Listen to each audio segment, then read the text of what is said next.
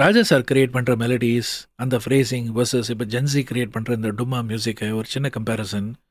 ஏன் ராஜா சாரோட மியூசிக் காலகாலமாக நம்ம மைண்டில் இருக்குன்றதுக்கு ஒரு சின்ன எக்ஸாம்பிள் நான் சொல்கிறேன். ராஜா சாரோட ஒரு சரணத்தெல்லாம் நீங்கள் எடுத்து பாருங்கள். எந்த சரணம் வேணால் எடுத்து பாருங்கள். ஒரு ஃப்ரேசிங்க இருக்கு இல்லையா, அந்த ஃப்ரேசிங்கை ரெண்டு ரெண்டு வாட்டி அழகாக மனசில் பதிகிற மாதிரி வைப்பார். அதுவும் டியூவட்டில் இருந்தால் கேட்கவே வேணாம். ஒரு அழகான ஃப்ரேசிங், அப்புறம் இன்னொரு அழகான ஃப்ரேசிங், அப்புறம் இன்னொரு அழகான ஃப்ரேசிங். இந்த மாதிரி ஒரு பூவை கோக்குற மாதிரி. இப்போ ஒரு பூ எடுத்துட்டாருன்னு வச்சுக்கோங்களேன், ஒரு ஃப்ரேசிங், அதான் ஃப்ரேசிங்னு வச்சுக்கோங்க. அதை மேல் ஒரு வாட்டி பாட, ஃபீமேல் ஒரு வாட்டி பாட, சதக். ஸோ ரெண்டு அந்த ஃப்ரேசிங்கை வந்து ரெண்டு பேர் பாடி நம்ம மனசில் அப்படியே பதிய வைக்கிற ஒரு ஃப்ரேசிங்காக இருக்கும். அப்புறம் இன்னொரு பூ எடு, இன்னொரு ஃப்ரேசிங், அதுக்கப்புறம் மேல் ஒரு வாட்டி, ஃபீமேல் ஒரு வாட்டி, சதக். இந்த மாதிரி ஒரு ஃப்ரேசிங்கை ரெண்டு ரெண்டு வாட்டி பாட வச்சுட்டு, அதுக்கப்புறம் ஃபைனலாக ஒரு சிங்கிள் ஃப்ரேசிங்கில் வந்து ஒரு சின்ன முடியை ஒன்று ஃபைனலாக ஒன்று முடிவாக இருப்பாருங்க. அப்படியே மாலையை கட்டி நம்ம மனசில் காலகாலமாக நிற்கிற மாதிரியான ஒரு மாலையாக இருக்கும். அவ்வளோ மனமாக இருக்கும், அவ்வளோ கலர்ஃபுல்லாக இருக்கும். இப்போ இருக்கிற ஜென்சி மியூசிக்கில் இருக்கிற ஃப்ரேசிங்லாம் பாருங்கள், போயிட்டே இருக்கும்.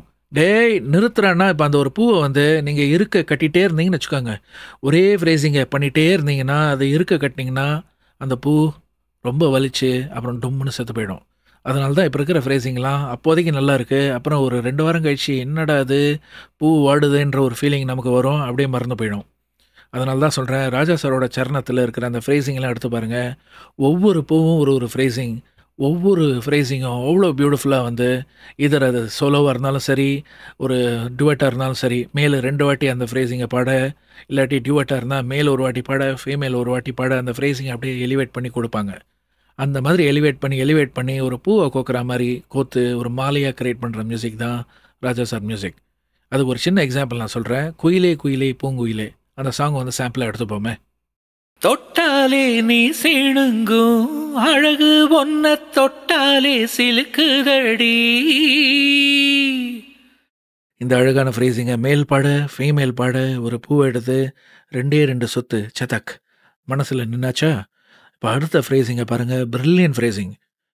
செட்டுக்கொரு பட்டு துணி கட்டி தரவா, மொட்டுக்கென முத்துச்சரம் கொட்டி தரவா. என்ன பிரில்லியன்ட் ஃப்ரேசிங் பாருங்கள். அதுவும் இந்த லிரிக்ஸ்லாம் எழுதி அந்த பாட்டோட ஸ்டோரிக்கு ஏற்ற மாதிரி பில்ட் பண்ணும்பொழுது, அதனால தான் காலகாலமாக நம்ம மனசில் உட்காந்து நம்ம லிரிக்ஸ் என்னன்னு கூட நமக்கு தெரியாமல் கேஷுவலாக பாட ஆரம்பிச்சிருவோம். ஏன்னா மெலடி அவ்வளோ ஸ்ட்ராங்காக, அந்த ஃப்ரேசிங்கை அவ்வளோ மனசுக்குள்ளே அப்படி போய் பதிஞ்சிரும். லிரிக்ஸ் தானாக நம்ம வாயிலேருந்து கொட்ட ஆரம்பிச்சிடும்.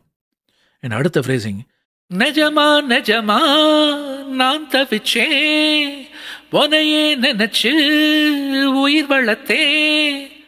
பாருங்க, சரணத்தில் இது 3வது ஃப்ரேசிங்.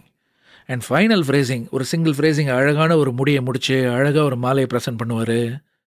இது ஆணுக்கும் பெண்ணுக்கும் என்னாலும் உள்ள கரு. That is the magic of Raja sir சரணம் அண்ட் ஹிஸ் மியூசிக்.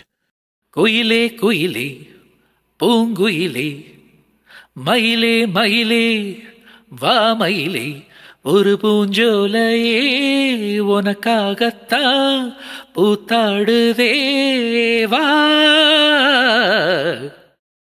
அது எங்க இருக்கு?